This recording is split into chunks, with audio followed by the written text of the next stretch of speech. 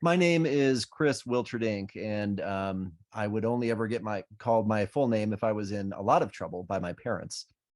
It is Christopher Dwayne Wilterdink if I ever do something really, really wrong. I'm the executive director of Congregational Vitality and Intentional Discipleship, and I'm also the director of Young People's Ministries at Discipleship Ministries of the United Methodist Church. I get to co-host this with Kelly Peterson. And Kelly, could you introduce yourself real quick? Absolutely. I'm Kelly Peterson. I'm formerly with Discipleship Ministries, used to be a colleague of Chris, and was very involved with Safe Sanctuaries when I was with Discipleship Ministries and have helped write one of the chapters for the resource. Currently, I live in Des Moines, Iowa, and we were talking about my move from California to Iowa, and I'm the executive director for Campfire there. Yes, and tonight we are joined by Brittany Sky McRay. Brittany, do you mind saying hi and just introducing yourself really quickly? Hi, yeah. So my name is Brittany. I live here in Nashville. I am formerly the senior editor of children's resources at the United Methodist Publishing House. I have been a children's pastor for a very long time. Right now, I'm focusing on being a mom and helping some nonprofits here and abroad really focus on how to do ministry with families to help holistic thriving happen in our communities. We are so grateful that you carved out some time to be with us tonight. And if anyone listening does look up your name as an author, they will absolutely find some incredible things. And I encourage everybody to do that. Because the time that you worked at the publishing house, there were really some great children's and family resources that came out of that. I've got a couple quick announcements, and then we're going to dive right in. We are super excited for those of you that have joined us from wherever in the United States or wherever in the world you happen to be. And we thank you for your role in ministry, being willing to take the time to intentionally create safe spaces and make sure that you are up to date with ideas and things that can make caring for young people just natural and simple and part of the fabric that weaves together the ministry at your church. Because we're having a pretty quick conversation between myself, Kelly, and Brittany, we can take questions, but the questions will not get answered during our live broadcast. Instead, if you submit questions using the question and answer function within here in Zoom, we will collect those questions and then we will be able to respond to them within a week of our live recording date. And we'll make the answers to those questions publicly available as well. If you attended last week and submitted questions, we do have those questions answered and they will arrive following this week's recording in a follow-up email. And I'm super excited that we got that right the first time.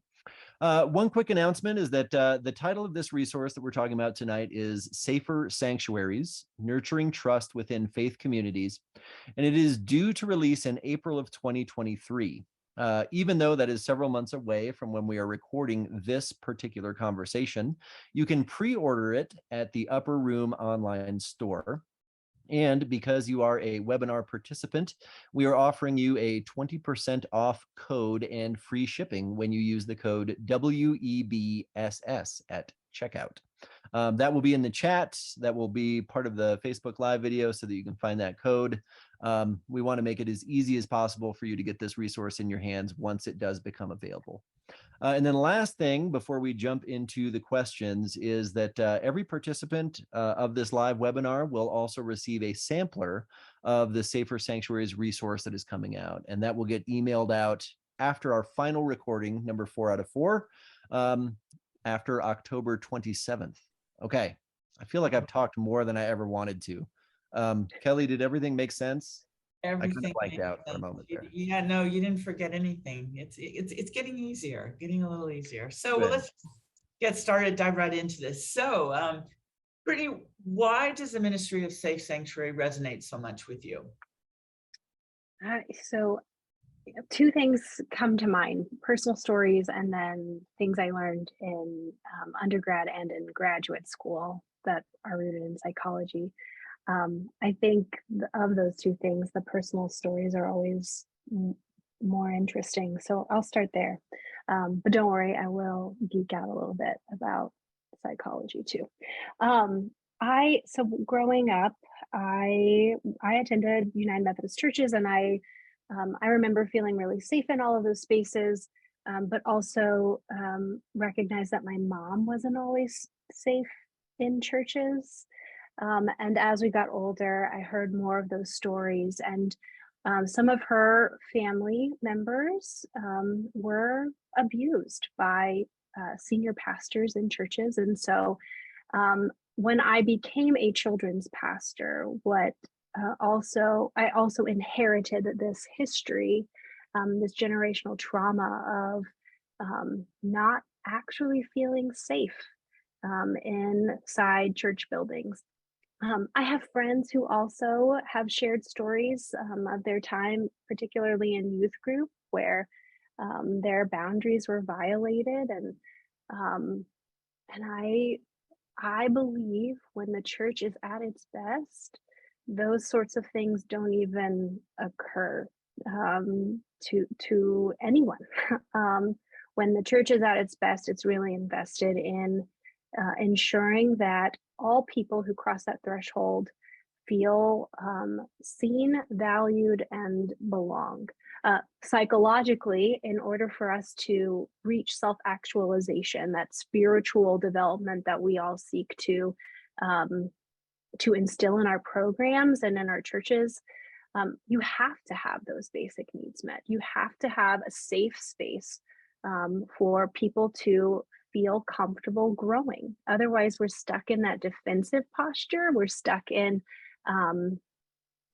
survival mode, and we don't learn well when we're in survival mode. We don't experience God fully in survival mode. And so I think it is twofold. Both this, I know that there is history in my family where people were abused and those boundaries were crossed and people I love were hurt. And I also know psychologically, in order for us to do the kind of ministry that we all feel called and compelled to, we have to have a safe place to do it in. You know, it's so interesting that you should say that. I just sat on a panel earlier today. It's been safe sanctuary kind of thing all day today. But I dealt with my first historical abuse case within my organization this summer. And I was thinking about, as I was preparing for tonight, is if we get this right, if we can move from not getting sued to this is who we are as the church, we won't have this historical stuff that burdens so many of the people that trust us and trust our organizations as places that they can thrive. And so I was just thinking about that today. I'm like, I pray for the day that we get this right, and it's just who we are, and all this stuff that has been so hurtful just isn't even part of our history anymore. Yeah, 100%.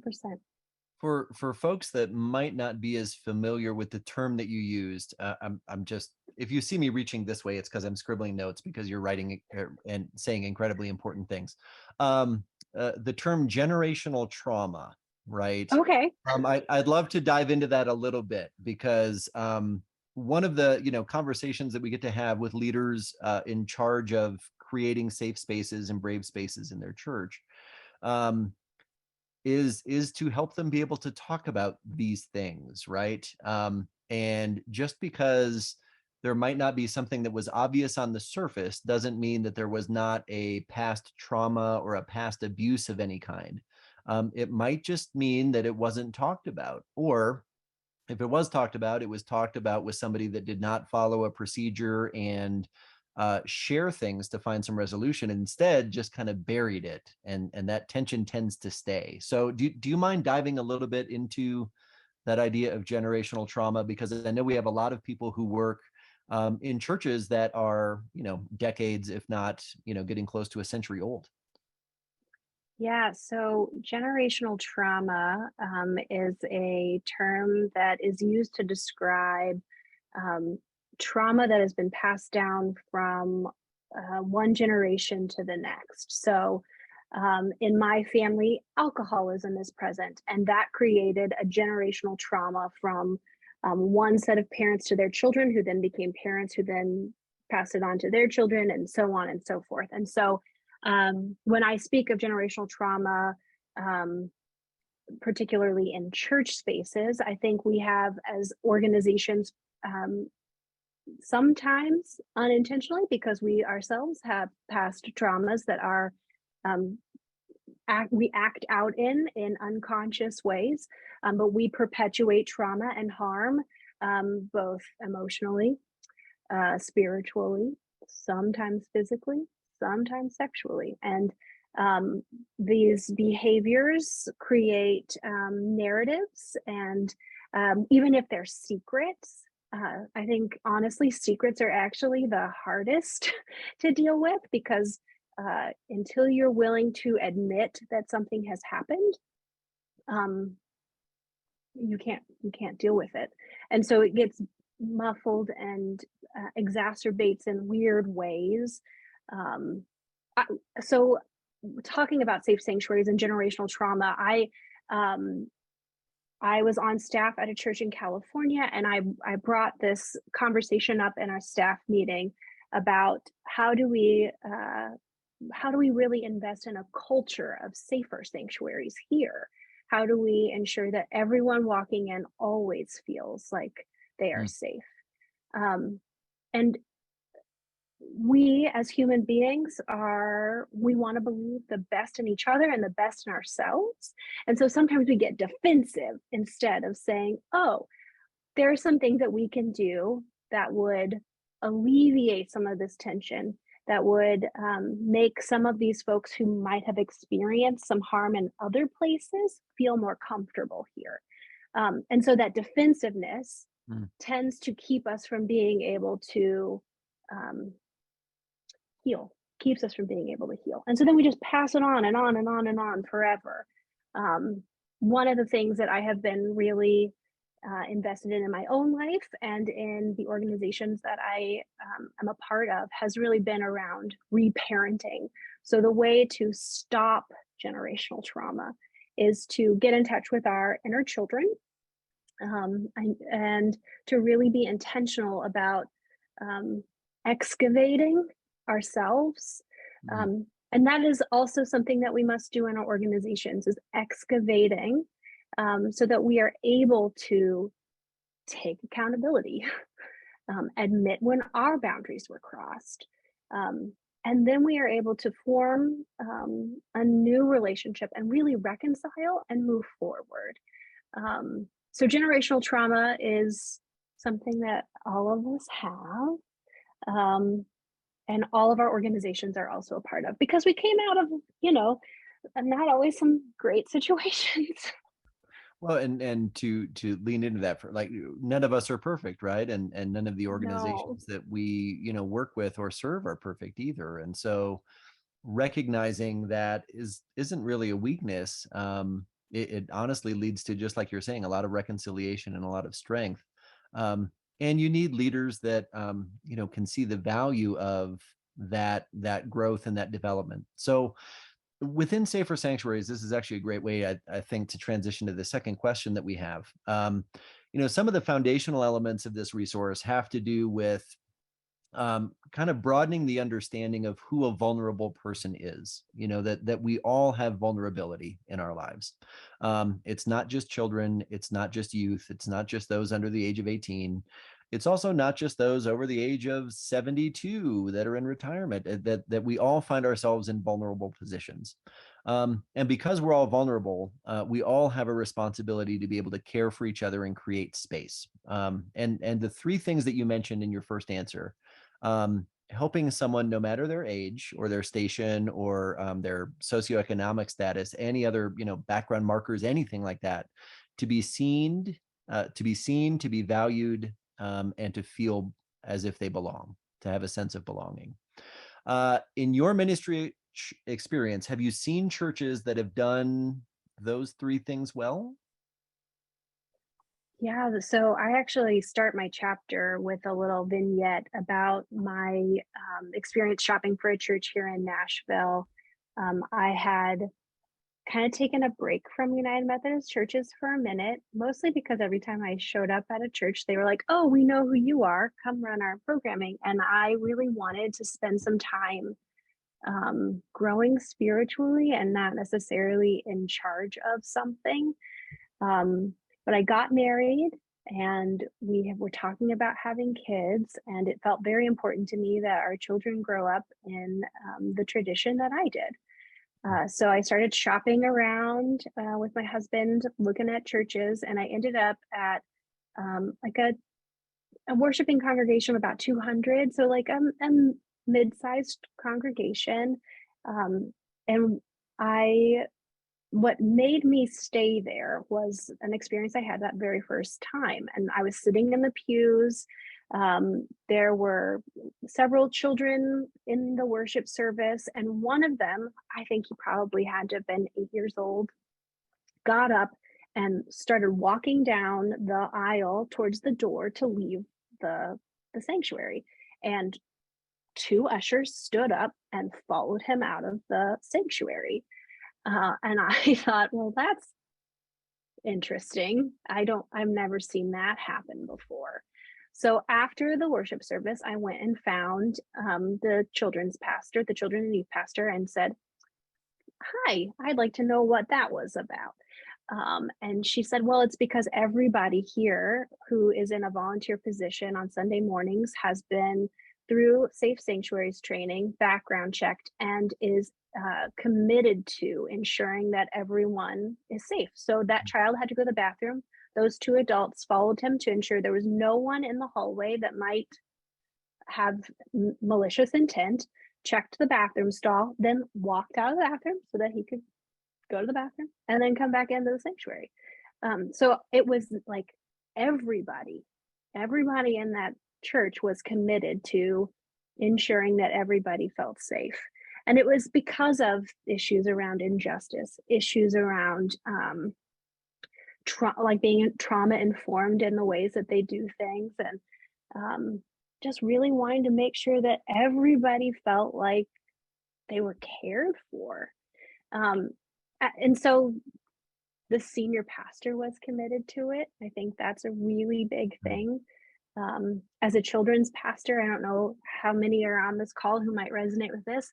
I often get handed a file that says, here are all the background checks, figure out how to make this happen because it's part of your job description. Without like buy-in from all of the people who I report to, it makes it really difficult for that to be like a plan that everyone is invested in. So I think that is the best example I've ever seen, and we stayed there. Now that we're back in Nashville, we're attending that church because it is still a part of who they are. They are committed to making sure that no matter what you're bringing to the church service, you feel safe, because then you can truly be connected to the community and to God. And how awesome is that it's a plan that everybody is living into, right? It's not a document that's written and put in a drawer and like, oh, we've done that, that it becomes and it's not a kept secret. Like everybody in the congregation can articulate how you're living and creating that culture, So that really goes along with my next question is, I've done a lot of training and helped churches, formulate their policies. And sometimes they like to cherry pick, right?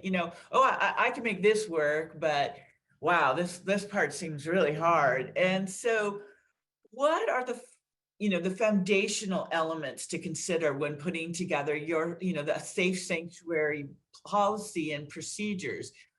Some people call them guidelines because they feel like policy and procedures is very legalistic and holding them accountable for something that they're not sure they can be, but it is, that plan, that way you're going to be in covenant together. And what would you hope you would see in a church's plan? So one of the things that I think is really specific about cultural safe sanctuaries instead of a guideline or a policy has to do with respecting individuals. So listening to one another and really creating a relationship with everyone who walks into the congregation, to the church. Um, the very first thing I wrote in my chapter, I was like, these are your 10 simple rules for safe sanctuaries. They're not simple. They're really not simple. Let's just be real about that. But the first one is listen to kids. So I think what is really important is that everyone feels valued and heard. Chris said something about in his question about generational trauma, like maybe people didn't say anything, and sometimes people do say things, but they're not believed, or they because they're a child, they must have misremembered the situation. We're just not gonna. It's too complicated. I'm not gonna get into that. And so I think what is most important and foundational, if you want all the rest of the things to work, if you want this to really be woven into who you are as a congregation, you have to be willing to trust people and listen to people and be invested in who they are, and know like what sorts of things they like to do and who they are, and when their personalities start changing and picking up on, you know what, Rowan's actually started throwing things a lot at school, and that's not a thing he used to do before. So being aware of those kinds of things. So not even just listening with like to words, but really being invested in our people, and recognizing that our job as pastors is to care for the whole person, whoever that is. I think that like that is foundational. I also think two people who are not married together in every situation, whether virtual or in person, is pretty foundational. There are some churches who have policies where you can have a roamer, and I've been on staff in churches like that, and that still makes me feel uncomfortable. As a parent, I want to know that there are two background checked adults in the classroom, and if you are having a hard time finding volunteers, and I have been that person, coming up with some solutions that maybe some people won't like, okay, well, we don't have two volunteers, so we're not having Sunday school today. Partly because I think if we want children to be able to engage, we need to be able to do those foundational things. If we want them to grow in their spiritual life, we need to invest in ensuring that their physical and emotional and spiritual safety are in the forefront. And that's really hard because I want to have Sunday school. I want all those kids who showed up to have a age-appropriate place to be. But it is really important that we hold those things, those sometimes in conflict things, with the full weight of the responsibility that we're asking, particularly because we're asking parents to bring their children to us. So those two things, I think, really come to the surface for me, really being invested in our people and listening to them and trusting them, and taking what they say to us seriously, even if we might feel like it's a sticky situation. And then ensuring that you have your background checked adults in all of your classroom spaces. Yeah, I agree that there's those fundamentals. And when you talk about, the whole human and just listening to people, it makes me think about, preparing for historical reports of abuse, right? Because we never know what's going to trigger someone, right? And you can have an adult that's been in your congregation for a really long time, and some situation, some conversation, something happens, and suddenly a memory comes flashing back. And, if you're prepared and have that empathy for generational trauma and historical abuse, and you are creating that foundations of empathy and listening and caring, I think that can go a long ways in how you handle the situations. Because I think you're right, when you hear so many times, it's like, well, that happened 25 years ago. Do you really remember it the way it really, and wouldn't you agree that that preparedness in all spectrums of safety of the people in our ministry settings is important. 100%. I think as pastors, as volunteers, as leaders in church spaces, we are people in positions of power and authority. And so we ourselves have to take responsibility for our own whatever we happen to be bringing into those situations as well. Self-care, therapy, having a group where you can really talk honestly about things, like all of that is really important, so that when you show up to your congregation, you are able to be empathetic, understanding, listen, not project your own fear into a situation that will only be more complicated by us doing that. I think I'm going to add to that as well that when these conversations do happen and someone has a surprise revelation, they remember a story or they remember an incident or something in their own past, how powerful also then for that person to know the culture and the process in place at a church to say, you know what, there is someone that I can talk to about this, and this is who I'm going to go talk to. And I trust that they also know the next steps, to be able to help me process this and not carry that weight.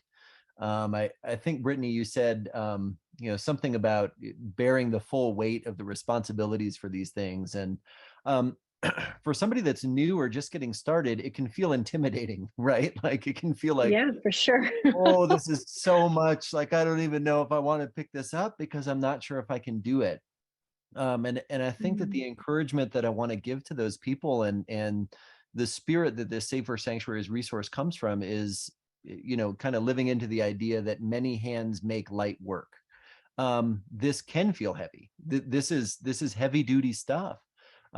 And just like the rule of, two unrelated adults, like you're not in it alone, that there is power in being able to share the responsibilities, to share the stories, to share in the responsibility of creating a culture that cares about everybody that walks through a church building's doors, or cares about their whole community as a church, does something out in a park, or partners with an organization to do missions or anything like that. So that idea of weight and the sharing of the weight is just something that really resonated as I was listening to you, and I wanted to thank you for that. I also want to thank you for your bold words of saying it's important to do it right. That sometimes that we have smaller churches and we're short staffed, or we don't have enough volunteers, and that this is not the place to sell it short or to compromise, or those, foundational aspects that create safety and safe spaces are essential and really non-negotiables. And I really appreciated that strong statement from you as well. I think I've talked to a lot of leaders. I've talked to a lot of parents. I am a parent. I think I can respect someone who comes to me and says, you know what, I can't do this right now because we can't follow our plan the way that we need to.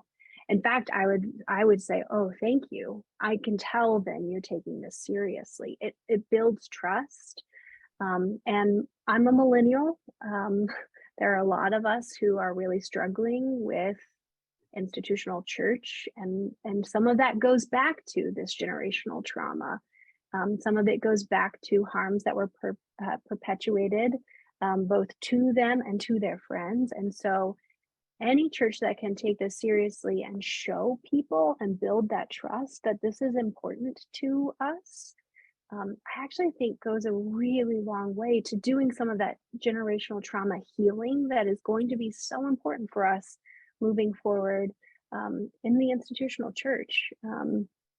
We've done some things that are terrible and maybe even evil.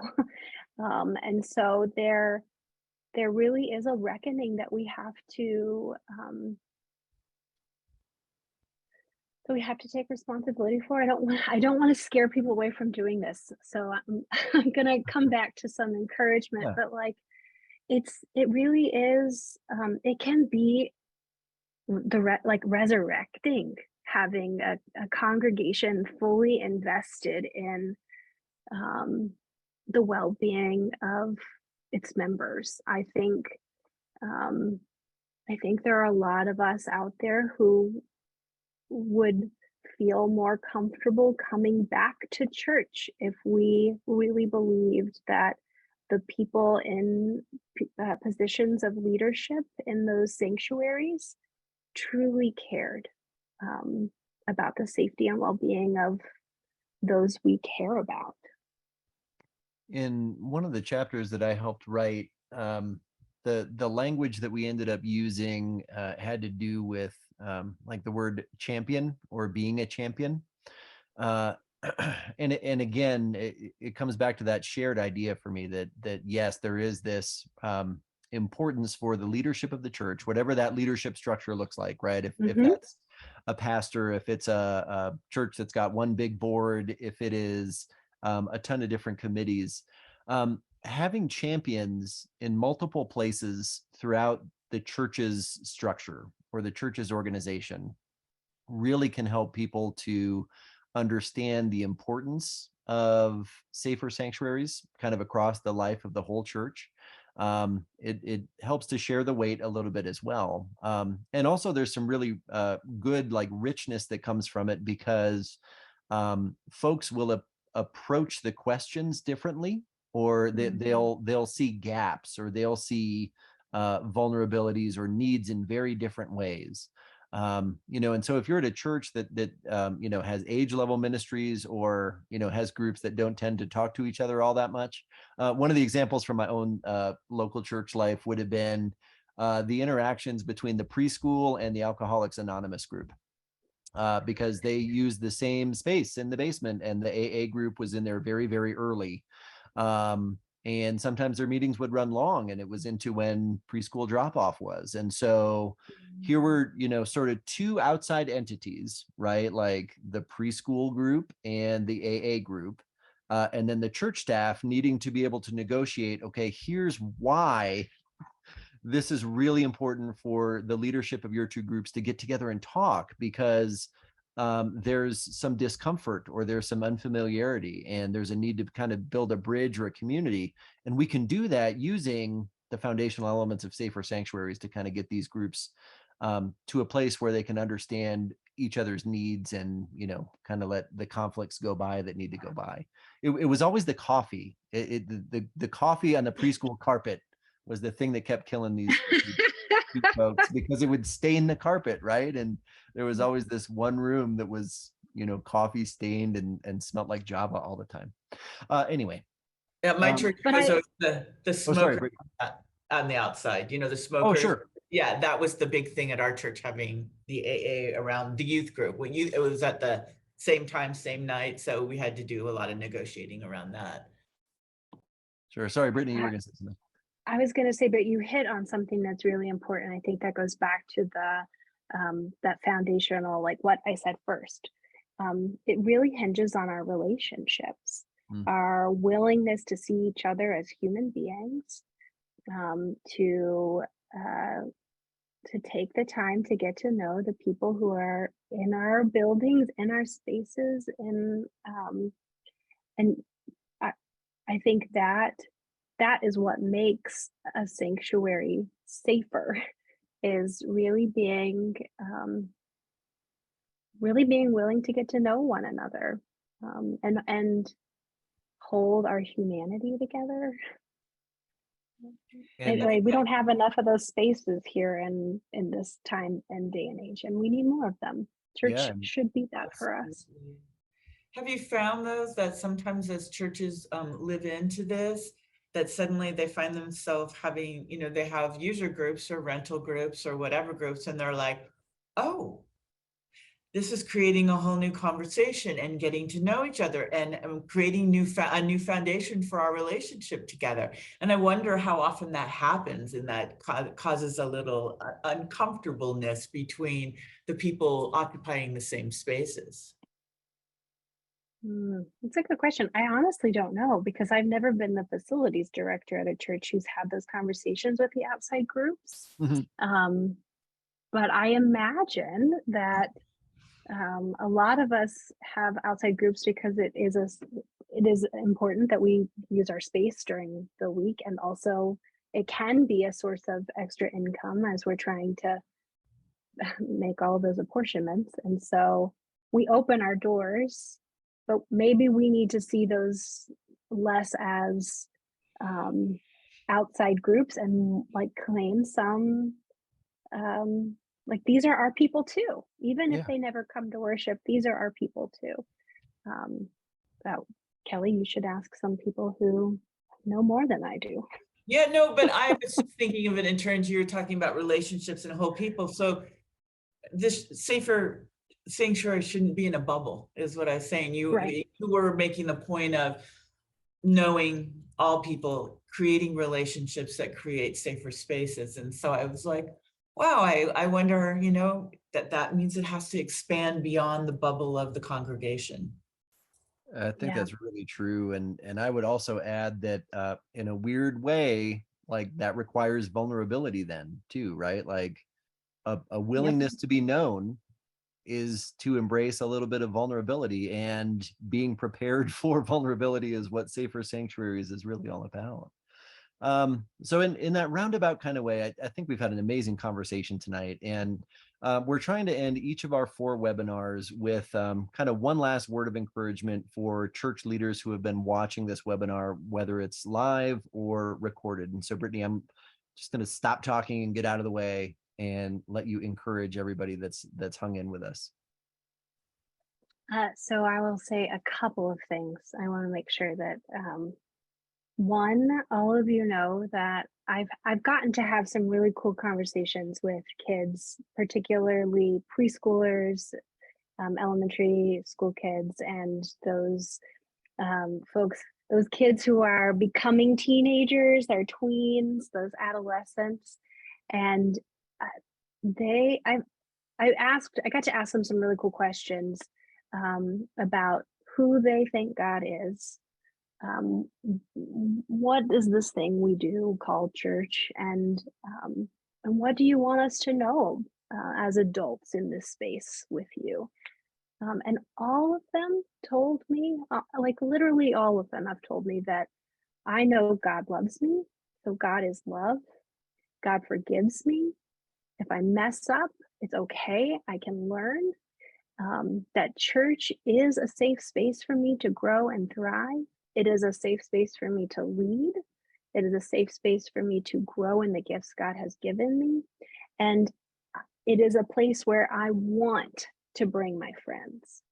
And I got to talk to a bunch of kids in a research study that really pointed to this like foundational truth that most of the time, our churches are safe sanctuaries for these kids who may never be seen, who I was one of those kids who felt really awkward and shy, and I was valued and cared for in the church, which is how I ended up in ministry. And so these things are important, but they're already happening because God is present. And so leaning into this, while I know it can feel really overwhelming because you're dealing with really sensitive and tough things, actually, like it's already starting, like you're already part of the process. This is just meant to give you a little more structure, a little more help while you seek to do a little bit better. We're good enough. I think that's one of the things that like I keep coming back to as a parent is good enough psychology. You just got to be a good enough mom, Britt. You just got to be good enough.